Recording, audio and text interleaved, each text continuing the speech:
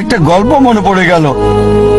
একসময় একজন ফেরেশতা এসে এক লোককে বলল, আমি তোমার উপর খুশি, তুমি যা চাইবে আমি তোমাকে তাই দেব, তবে একটা শর্ত, যা তুমি চাইবে আমি তোমাকে সব দেব, তবে তোমার প্রতিবেশীকে দেব তার দ্বিগুণ।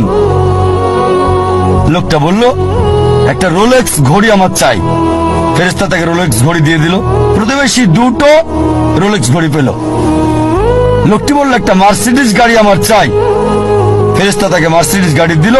প্রতিবেশীকে দুটো মার্সিডিজ দিল। লোকটি বলল, একটা সুন্দর বড় বাংলো চাই। ফেরেশতা তাকে সুন্দর বড় বাংলো দিল। তার প্রতিবেশীকে দেওয়া হলো দুটো সুন্দর বড় বাংলো। লোকটি পরে বলল, দয়া করে আমার শেষ ইচ্ছাটা তুমি পূরণ করে দাও। কি সেটা? আমার একটা চোখ তুমি নষ্ট করে দাও, যাতে কিছু আমি চোখে না দেখতে পাই। চিন্তা করেন, সে তার নিজের চেয়ে প্রতিবেশীকে নিয়ে বেশি ব্যস্ত। তার জীবন সহজ কিন্তু জটিল সেটা ভাবছে না সে।